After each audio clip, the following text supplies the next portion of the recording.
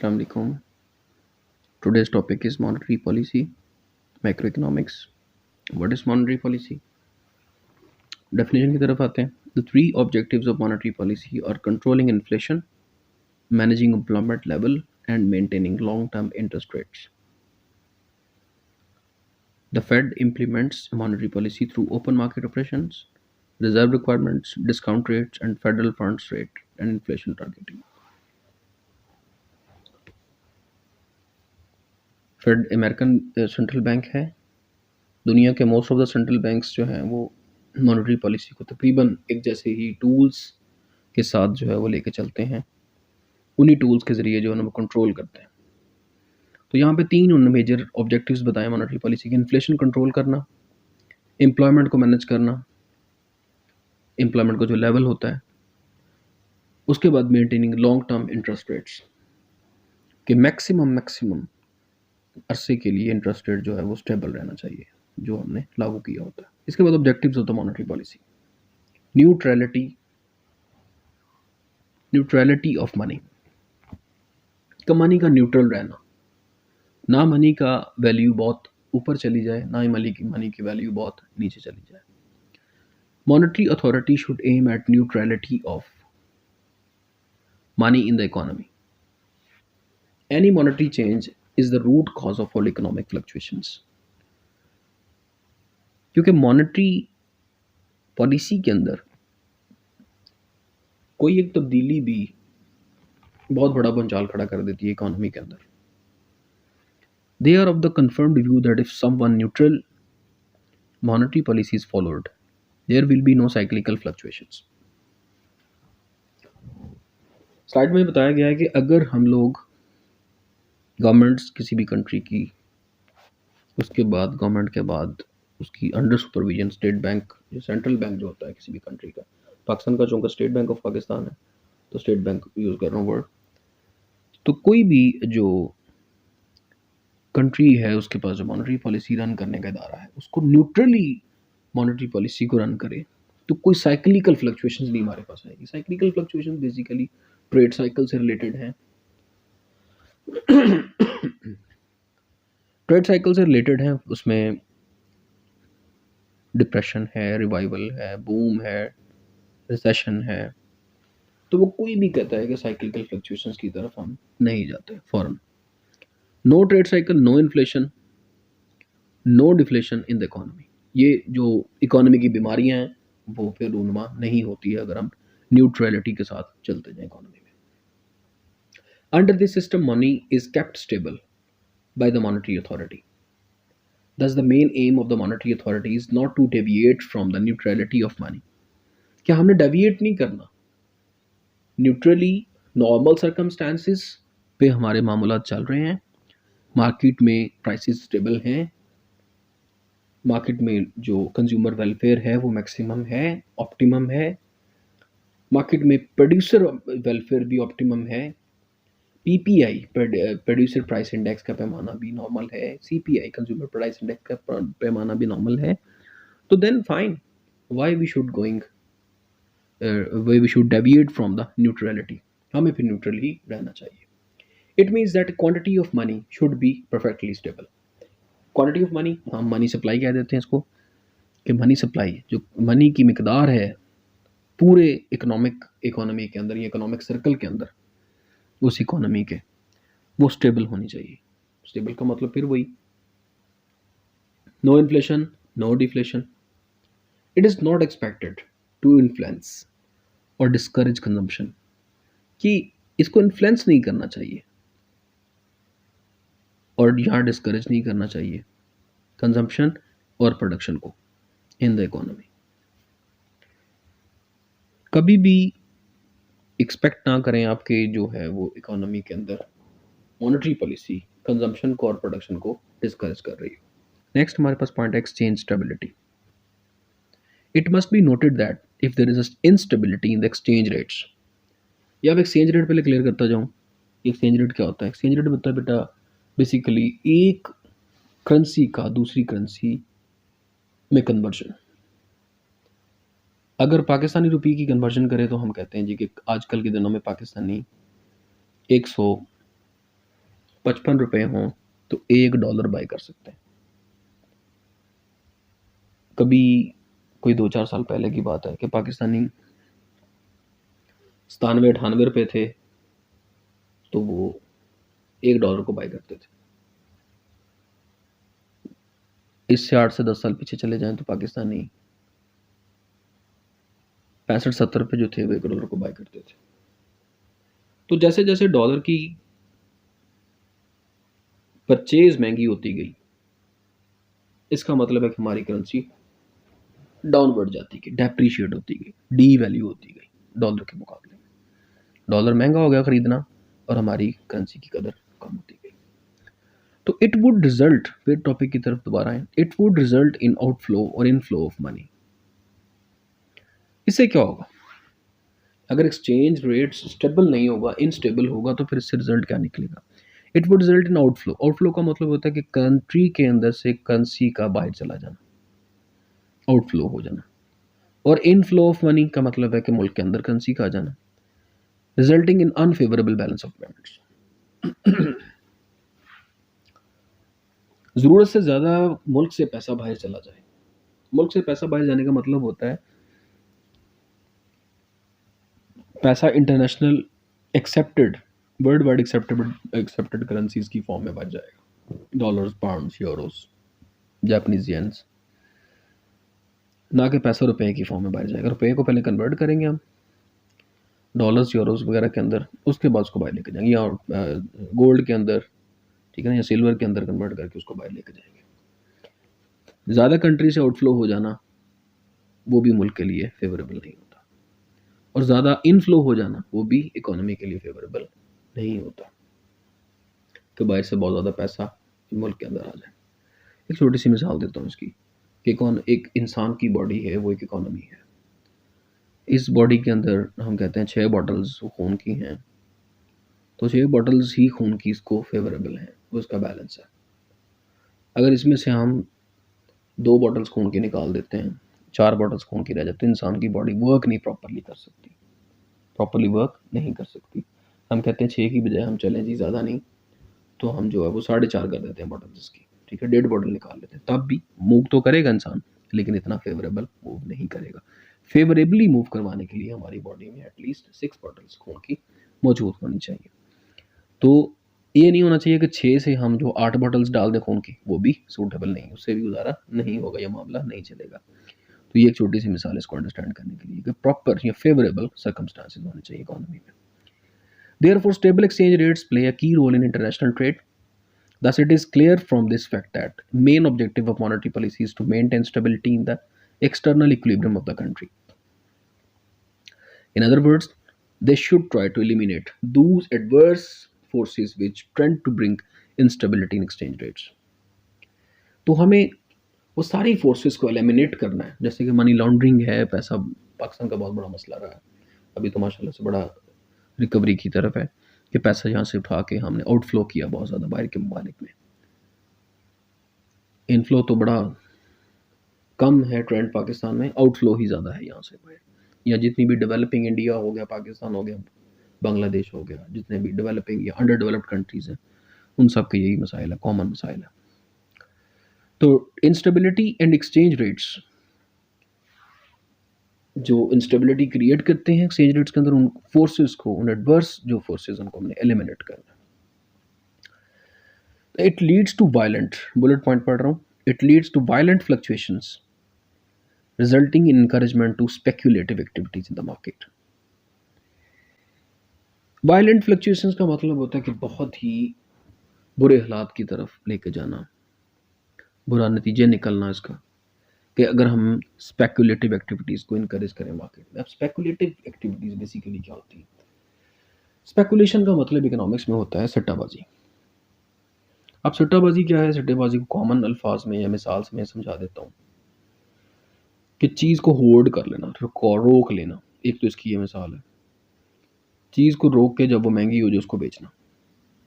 यहाँ पे चूँकि हम मनी डिस्कस कर रहे हैं, एक्सचेंज स्टेबिलिटी डिस्कस कर रहे हैं, तो हम यहाँ पे पैसे की बात करेंगे। तो छोटी सी मिसाल देते हैं कि पाकिस्तान में पिछले दिनों में, ये कोई तकरीबन साल 1.5 साल पुरानी बात है,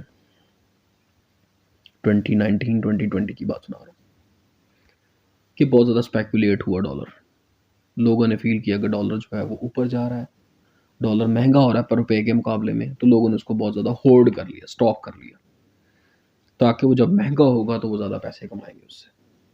क्योंकि डॉलर फर्ज करें 110 रुपये पे था, तो लोगों ने स्टॉक कर लिया। स्टॉक करने की वजह से डिमांड सप्लाई एनालिसिस बिगड़ जाता है। फिर जब डिमांड सप्लाई एनालिसिस बिगड़ता है तो मार्केट में डॉलर क्या होना शुरू हो जाता है, शॉर्ट हो जाता है। शॉर्ट होने की वजह से सप्लाई कम हो जाती है, डिमांड वहीं की वहीं होती है, तो वो सप्लाई शॉर्ट होने की वजह से उसकी कीमत ऊपर चली जाती है। तो इसलिए भी फिर उसको जो है वो स्पेकुलेशन एक्टिविटी को कहते हैं कि वो तबाही का बायस बनता है इकोनॉमी के लिए। नंबर 2 बुलेट है, heavy fluctuations lead to loss of confidence. अगर बहुत ज़्यादा फ्लक्चुएशंस आए एक्सचेंज स्टेबिलिटी में, बहुत ज़्यादा फ्लक्चुएशंस आए, तो lead a loss of confidence on the part of domestic and foreign capitalists, resulting in adverse impact in capital outflow, which may also result in capital formation and growth. तो भाई अगर आपकी exchange stability बहुत poor है, बहुत ऊपर नीचे है, तो कभी भी आप पे जो है वो सरमायादार जो होता है वो ट्रस्ट नहीं करता। आपका लोकल इन्वेस्टर जो है, लोकल सरमायादार है, वो आपसे दिल बर्दाश्त हो जाता है। तो फॉरेन जो कैपिटलिस्ट है, जो फॉरेन सरमायाकार है, वो तो बिल्कुल ही बर्दाश्त नहीं करता इस चीज़ को कि बहुत ज़्यादा फ्लक्चुएशन रहती है ऊपर नीचे, हेर फेर जो होता है एक्सचेंज स्टेबिलिटी का। तो पैसा कभी जो है वो रुपया हमारा डॉलर के मुकाबले में 170 पे चला गया, कभी 160 पे चला गया, ठीक है, कभी 135 पे आ गया, तो ऐसा नहीं होना चाहिए। तो उससे क्या होता है, कैपिटल फॉर्मेशन, सरमाया का जो जमा होना, सरमाया का जो जोड़ना है फॉरेन कैपिटल का, वो कम होता है और इकोनॉमी की ग्रोथ भी कम होती है। नंबर 3 बुलेट पॉइंट है, fluctuations in exchange rates brings repercussion in the internal prices. तो अगर एक्सचेंज रेट्स के अंदर फ्लक्चुएशन है तो हमारी लोकल मार्केट भी उससे डिस्टर्ब होती है। बड़ा कॉमन क्वेश्चन होता है हमारी पाकिस्तानी अवाम का, कि स्टूडेंट्स का भी मोस्टली, कि हमारे पास डॉलर का जो है वो हमारी लोकल प्राइसेस के ऊपर क्या इम्पैक्ट हो रहा है, क्यों हमारी चीज़ें जो है वो फ्लक्चुएट कर रही, डेविएट कर रही हैं। तो इसका वेरी सिंपल आंसर ये है कि जब डॉलर आपका रुपए से कन्वर्जन करता है, तो रुपए से ख़रीदारी जब आपका करता है डॉलर, तो अल्टीमेटली हमारा एक्सचेंज रेट जो है वो डिस्टर्ब होता है। जब एक्सचेंज रेट डिस्टर्ब होता है तो हमारे पेट्रोल की प्राइसेस, ठीक है ना जी, वो पेट्रोल की प्राइसेस तो डॉलर में डिसाइड होती हैं, हमारी एक्सपोर्ट सारी की सारी डॉलर में डिसाइड होती हैं, हमारी इंडस्ट्रियल एक्सपोर्ट्स हो गई, हमारी एग्रीकल्चरल एक्सपोर्ट्स हो गई, वो सारी की सारी डॉलर में डिसाइड होती हैं। तो most part of our commodities, most part of our things decided in dollars, dollar rate, वो डॉलर रेट के ऊपर डिसाइड होती है। तो पेट्रोल ही एक मैं मिसाल दे देता हूँ कि पेट्रोल ही अगर डॉलर रेट में हमारा डिसाइड होता है, डॉलर महंगा होने की वजह से हमें महंगा पेट्रोल मिलेगा, तो अल्टीमेटली हमें बाकी सारी की सारी इंडस्ट्री उसके ऊपर इन्हिसार कर रही होती है हमारी, क्योंकि ट्रांसपोर्टेशन कॉस्ट उसके ऊपर होती है। Most of the machines, most of the industries running on petrol, most of the tube wells, harvesters, threshers, even के बहुत कुछ जो है वो एग्रीकल्चर सेक्टर का भी पेट्रोल के ऊपर रनिंग में होता है। तो इसलिए फिर वहाँ पे भी फ्लक्चुएशन आती हैं इंटरनल चीज़ों, internal prices of the commodities. Point price stabilization, बहुत इंपॉर्टेंट पॉइंट है, बड़ा मजे का पॉइंट है। Keynes, one of my favourite economist, Keynes suggested price stabilization as a main objective of monetary policy. Keynes जो है वो मैक्रो इकोनॉमिस्ट है और डिमांड साइड इकोनॉमिस्ट है, डिमांड साइड को बहुत सपोर्ट करने वाला बंदा है ये। केन्स ये कहते हैं कि price stabilization is a main objective of monetary policy. It should भी, वो कहते हैं कि main objective. Price stability is considered the most genuine objective of the monetary policy. Stable prices repose public confidence because cyclical fluctuations are totally eliminated। अगर आपकी price stable है, price stability है, price stabilization है economy के अंदर, तो आपका cyclical fluctuation का तो तुक ही नहीं बनता। ये तो हो ही नहीं सकता ना कि आप बेहतरीन पोजीशन पे हैं, ट्रेड साइकिल की बेहतरीन पोजीशन पे हैं, तो आप डिप्रेशन की तरफ जाना शुरू हो जाए या रिसेशन की तरफ जाना शुरू हो जाए, तो वो वाला एलिमिनेट हो जाता है जो ट्रेंड। इसके बाद it promotes, bullet point, it promotes business activity. अगर प्राइस स्टेबलाइजेशन हो इकोनॉमी के अंदर तो उससे क्या होती है, बिजनेस एक्टिविटी प्रमोट होती है। And insures equitable distribution of income and wealth. बराबरी की सतह के ऊपर डिस्ट्रीब्यूशन होती है इनकम की और दौलत की, अगर हमारे पास प्राइस स्टेबल है।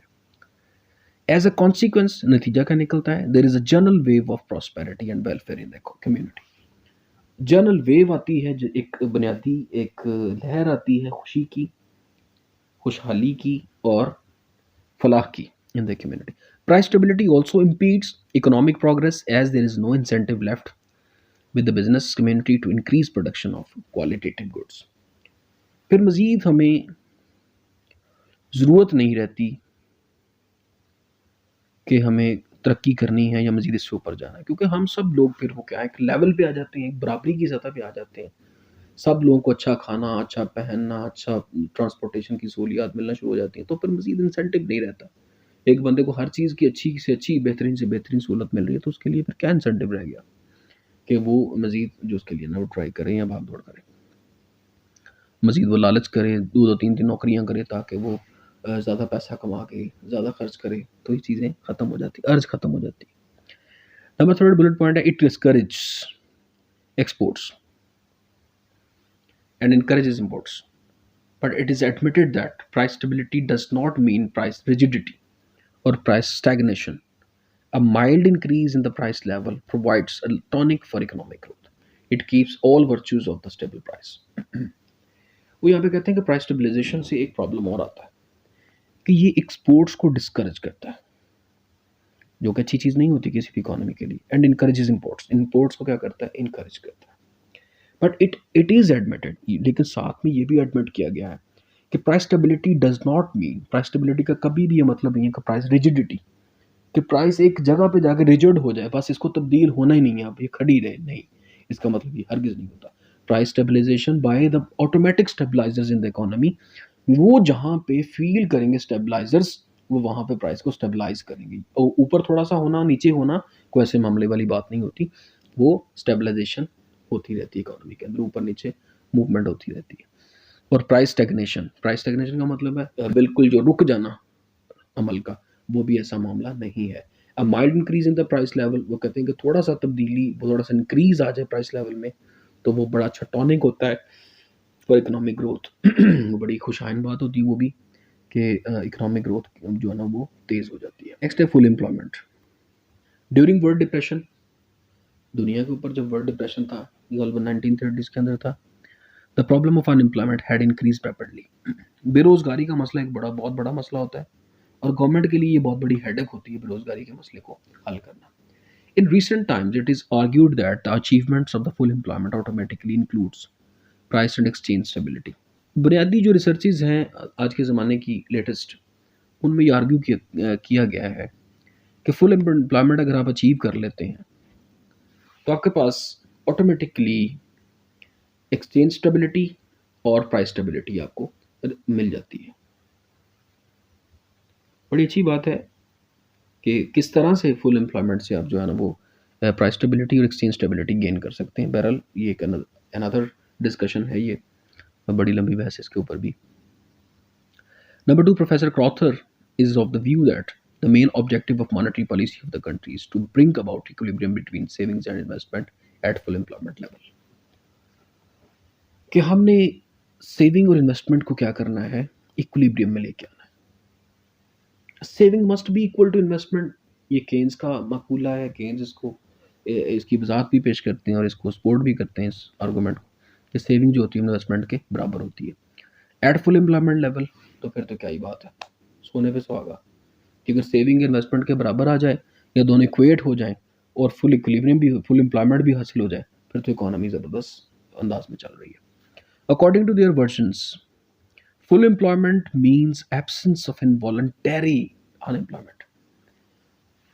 फुल एम्प्लॉयमेंट का मतलब है कि हर बंदा काम कर रहा है ऑलमोस्ट, सिर्फ उन लोगों के अलावा जो कि नेचुरली अनएम्प्लॉयड है।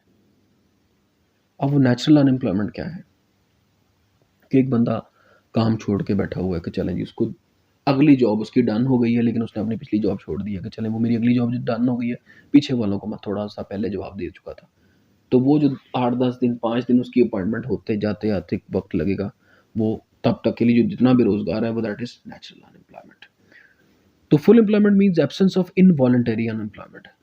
इनवॉलंटरी का मतलब है कि वॉलंटरीली को अनएम्प्लॉयड ना हो, बाकी जो है वो काम मौजूद है लोगों के पास करने के लिए, वो फुल एम्प्लॉयमेंट है। बाकी को अपनी मर्जी से, रजामंदी से जो है वो अनएम्प्लॉयड है, काम वो करना ही नहीं चाहता, तो वो तो हम जो है ना वो उसको इनवॉलंटरीली अनएम्प्लॉयड कहेंगे। Therefore, it implies not only employment of all types of laborers. वो ये कहते हैं कि ये कभी भी फुल एम्प्लॉयमेंट जो है, सॉरी, जो this there is for, it implies not only employment of all types of labours but also includes employment of all economic resources. कि एम्प्लॉयमेंट का, फुल एम्प्लॉयमेंट का मतलब सिर्फ और सिर्फ यहाँ पे लेबर ही नहीं है, काम करने वाला बंदा ही नहीं है, इसके अलावा जितने भी इकोनॉमी के अंदर रिसोर्सेज हैं उन तमाम रिसोर्सेज को भी हम फुल एम्प्लॉयमेंट के साथ ही टेस्ट करते हैं, फुल एम्प्लॉयमेंट के साथ ही जांचते हैं। It is not an and in it self, rather a precondition for maximum social and economic welfare. वो ये कहते हैं कि एक एंड नहीं है कि हम फुल एम्प्लॉयमेंट को अचीव कर लें तो हमने कहा जी हमने मार्का मार लिया और हम जो है ना वो विन विन पोजीशन में नहीं, rather a precondition for maximum social and economic welfare. वो कहते हैं कि प्री कंडीशन है एक मैक्सिमम सोशल और इकोनॉमिक वेलफेयर के लिए फुल एम्प्लॉयमेंट का होना। इसके साथ ही केन्स इक्वेशन ऑफ इनकम है कि y is equal to C plus I है, consumption plus investment, throws light as to how to full employment can be secured with monetary policy.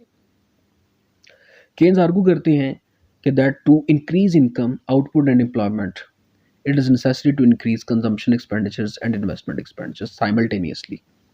वो कहते हैं कि अगर आपकी इनकम इंक्रीज करती है, आउटपुट इंक्रीज करती है, एम्प्लॉयमेंट इंक्रीज करती है, तो ये भी ज़रूरी है कि हम साथ अपनी कंजम्पशन एक्सपेंडिचर्स को भी बढ़ाएं और इन्वेस्टमेंट एक्सपेंडिचर्स को भी बढ़ाएं। ये ना हो कि इनकम हमने कमा ली है तो अब हम जो है बस उस इनकम को अपने पास जोड़ के रख लें, उसको हमने खर्च नहीं करना, ठीक है जी, और सेव भी हमने बैंक में नहीं करनी, उसके हमने मिनटों से सेविंग का मतलब है saving is equal to investment. Saving करेंगे बैंक में तो इन्वेस्टमेंट उसकी होगी ना, बैंक लोन इशू करेगा, कर्जे जारी करेगा। तो वो केन्स कहता है कि हमने वो भी नहीं करना, हमने सेविंग भी नहीं करनी, हमने कंजम्पशन भी नहीं करनी, तो दिस इज नॉट फेयर। तो एम्प्लॉयमेंट, आउटपुट और इनकम के साथ हमें क्या करना है, कंजम्पशन एक्सपेंडिचर, इन्वेस्टमेंट एक्सपेंडिचर्स को भी इंक्रीज करना है। This indirectly solves the problem of unemployment in the economy. Bullet point मैं पढ़ रहा हूँ, keeping in view the present situation of unemployment and discussed unemployment particularly in more growing populated countries, the said objective of the monetary policy is most suitable. In humanitarian grounds, the policy can go a long way to solve the acute problem of the unemployment. Humanitarian grounds पे वो कहते हैं कि policy को क्या करना चाहिए, एक अनएम्प्लॉयमेंट की जो प्रॉब्लम है उसको सॉर्ट आउट करना चाहिए। It is useful tool to provide economic and social welfare for the community. Full employment जो है वो यूजफुल टूल है to provide economic and social welfare of the community. Community की सोशल वेलफेयर को हमने enhance करना है और इकोनॉमिक प्रॉस्पेरिटी देनी है, इकोनॉमिक वेलफेयर देनी है, तो उसके लिए फुल एम्प्लॉयमेंट का कॉन्सेप्ट जो है वो बड़ा अच्छा। नेक्स्ट है जी economic growth. In recent years, economic growth is a basic issue to be discussed among economists and statesmen throughout the world. Professor Meir defined economic growth as a process whereby the real per capita income of a country increases over a long period of time. It implies an increase in the total physical or real output, production of goods for the satisfaction of human wants. Economic growth में वो कहते हैं professor मियर, per capita income किसी भी country की continuously, consistently increase कर रही हो तो हम कह सकते हैं कि that economy is gaining economic growth. ये नहीं है कि एक इकोनॉमी ने इकोनॉमिक ग्रोथ जो है वो एक साल में 8% अचीव कर ली और अगले साल में वो 2% पे आ गई, तो ये कंसिस्टेंट इंक्रीज नहीं। 8% पे अगर इकोनॉमी खड़ी है तो 8% ही हर साल वो अचीव कर रही हो। जैसे कि चाइनीज़ इकोनॉमी, कोरोना वायरस में तो खैर थोड़ा सा प्रॉब्लम्स आए सब इकोनॉमीज़ के लिए, लेकिन चाइनीज़ इकोनॉमी का अगर ओवरऑल ट्रेंड देखें तो वो 8%, 7%, ठीक है ना जी, बहुत सारे जो है ना मामलात में वो 6%, 7% के करीब जो है ना उसकी एवरेज रही है। तो वो 6-7% बहुत अच्छा उसका रेट है और वो 6-7% को अचीव भी करती रही है ऑलमोस्ट हर ईयर के अंदर। Therefore, monetary policy promotes sustained and continuous economic growth by maintaining equilibrium between the total demand for money and total production capacity, and further creating favorable conditions for savings and investment for bringing equality between demand and supply. Flexible monetary policy is the best course. Monetary authority should follow an easy or tight monetary policy to suit the requirements of growth. इसमें दो बातें जो है वो most important है कि monetary authorities को tight monetary policy और suit the requirement of the growth, easy और टाइट मॉनेटरी पॉलिसी पे वर्क करना चाहिए। ये नहीं होना चाहिए कि वो रिजिड हो जाए, कि वो एक ही तरह की मॉनेटरी पॉलिसी को लेकर बैठ जाएंगे, टाइट को या ईजी को नहीं। जो भी हालात हों, जो भी सर्कमस्टांसिस हों, जिस तरफ भी मूवमेंट हो, उस तरह की पॉलिसी को हम चूज़ कर लें। सर्कमस्टांसिस हमारे लिए बाहर मुश्किल है, पैसा लोगों को चाहिए, तो ईजी मॉनेटरी पॉलिसी को चूज़ कर लें, पैसा मार्केट में फेंके मैक्सिमम। अगर सर्कमस्टांसिस बाहर बहुत ओपन है, इन्फ्लेशन बहुत हाई है, लोगों के पास बहुत पैसा है, तो टाइट मॉनेटरी पॉलिसी को यूटिलाइज कर लें ताकि लोगों से पैसा रिटर्न आ जाए, सर्कल से पैसा बाहर निकल जाए। नेक्स्ट है equilibrium in the balance of payment. Equilibrium in the balance of payment is another objective of monetary policy which emerged significant in the post-war years. This is simply due to the problems of international liquidity on account of the growth of world trade at a more faster speed than the world liquidity. हमें equilibrium of balance of payment चाहिए। सबसे पहली बात तो ये है कि ये बैलेंस ऑफ पेमेंट क्या है। बैलेंस ऑफ पेमेंट किसी भी एक इकोनॉमी के लिए, किसी भी एक मुल्क के लिए, बैलेंस ऑफ पेमेंट को हम इस तरह से स्टडी कर सकते हैं कि एक्सपोर्ट्स जितनी भी हैं उस मुल्क की वो बराबर होनी चाहिए उसकी इंपोर्ट्स के, तब वो इकोनॉमी क्या है, इनबैलेंस है। इसको मैं इस तरह से समझा देता हूँ आपको। जब कोई कंट्री एक्सपोर्ट करता है तो उसके बदले उसको पेमेंट्स मिलती हैं, जब कोई कंट्री इंपोर्ट करता है तो उसके बदले उसको पेमेंट्स करनी पड़ती हैं। तो पेमेंट्स और रिसीविंग्स दोनों का जो डिफरेंस है वो हमारा बैलेंस ऑफ पेमेंट है। ठीक है जी। अगर तो रिसीविंग्स जो हैं वो पेमेंट्स के मुकाबले में ज़्यादा हैं, वसूलियाँ ज़्यादा हैं और अदायगियाँ कम हैं, तो हम कह सकते हैं कि there is a surplus in balance of payment. और अगर वसूलियाँ और अदायगियाँ दोनों बराबर हैं तो then we can say there is a balance in balance of payment. और अगर हमारी अदायगियाँ ज़्यादा हैं और वसूलियाँ कम हैं तो there is deficit in balance of payment. तो it was felt that increasing of deficit in the balance of payment reduces the ability of an economy to achieve other objectives. As a result, many less developed countries have curtailed their imports, which adversely affect development activities. Therefore, monetary authority make efforts that equilibrium should be maintained in the balance of the world. तो ये भाई ये बात बताने का भी वो ज़रूरी है कि समझ रहे हैं ज़रूरी कि लाजमी नहीं है कि हमारे पास जो है वो एक्सपोर्ट्स ही इन्हांस होनी चाहिए, इंपोर्ट्स इन्हांस नहीं होनी चाहिए। ऐसी बात भी नहीं है कि इंपोर्ट्स को इन्हांस डिक्रीज़ कर दें, इंपोर्ट्स को डिस्करेज कर दें, तो वो भी एक बैड इम्पैक्ट डालती है इकोनॉमी के बैलेंस ऑफ पेमेंट के ऊपर। तो दोनों को ही हम सूटेबल वे में लेके चलें, इंपोर्ट्स को और एक्सपोर्ट्स को। क्यों? क्योंकि अगर हर कंट्री ये सोचना शुरू कर दे कि वो एक्सपोर्ट्स को मैक्सिमाइज़ करे, रेवेन्यू ज़्यादा से ज़्यादा वसूल करे, वसूलियाँ ज़्यादा से ज़्यादा करे और इंपोर्ट्स कम करे, तो फिर इंटरनेशनल जो हमारी एक इकोनॉमिक्स है, इंटरनेशनल इकोनॉमिक्स ये कहती है कि वर्ल्ड ट्रेड एक होती है, तो वर्ल्ड ट्रेड में एक उसकी वर्ल्ड लिक्विडिटी है, वो फिर मामले डिस्टर्ब होते हैं क्योंकि हर कंट्री फिर इसी आड़ में लगा रहेगा जी बस उसकी इंपोर्ट्स ना हो एक्सपोर्ट्स हो। तो जो balance of trade balance of payment होगा वर्ल्ड का, मैं कंट्री का नहीं कह रहा, मैं वर्ल्ड की बात कर रहा हूँ, वर्ल्ड का बैलेंस ऑफ पेमेंट भी क्या हो जाएगा, बिगड़ जाएगा। क्योंकि हर कंट्री जो है वो इसी लत पे लगा हुआ है जी कि वो एक्सपोर्ट्स को मैक्सिमाइज करे और इंपोर्ट्स को मिनिमाइज करे। तो ऐसी पॉसिबिलिटी बेहतर नहीं होती। पॉसिबिलिटी होती तो है लेकिन वो पॉसिबिलिटी बेहतर नहीं होती। आज के लिए इतना ही, इंशाल्लाह फिर जो है वो नेक्स्ट लेक्चर में आपसे मुलाकात होगी। टिल देन अल्लाह हाफिज़। अस्सलामु अलैकुम रहमतुल्लाह।